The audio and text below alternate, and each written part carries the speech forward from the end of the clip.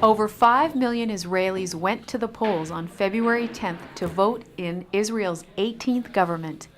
In what turned out to be an extremely tight race, Israel's centrist party, Kadima, led by the only female frontrunner, Foreign Minister Tzipi Livni, slipped past former Prime Minister Benjamin Netanyahu's right-wing Likud party by a meager one seat of the Israeli parliament known as the Knesset.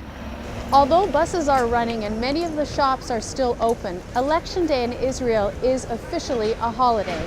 This gives Israeli citizens an opportunity to get out and vote. Over 60% of Israelis went to the polls.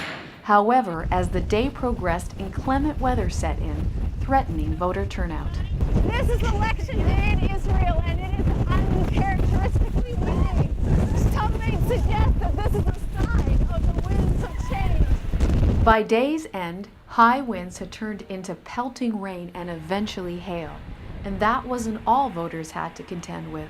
Based on an assessment of the security situation here in Israel during the elections, the level of alert has been raised to level C. That's the highest level there is. Yet, voter turnout was considered high. Israelis appeared to be passionate about a number of issues. I would say that a good sum of Israelis at this point are very focused on security. And our party believes that really we need to move towards more the root of the problem, which often lies in things like education. Convince the government that we are studying all day and we need to get paid for it.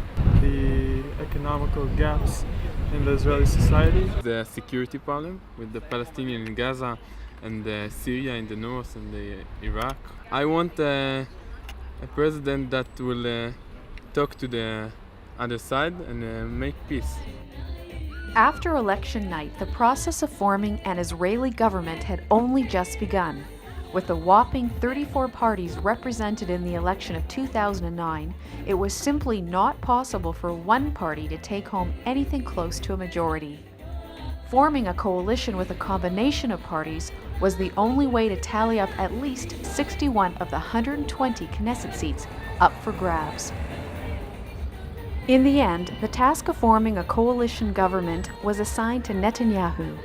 As the clear majority of ballots cast went to right-wing Israeli parties, there was greater confidence in his ability to form a coalition over centrist party leader Tzipi Livni. If Netanyahu is indeed successful in forming a coalition in the next 4 to 6 weeks, he will once again be awarded the top job, Prime Minister of Israel.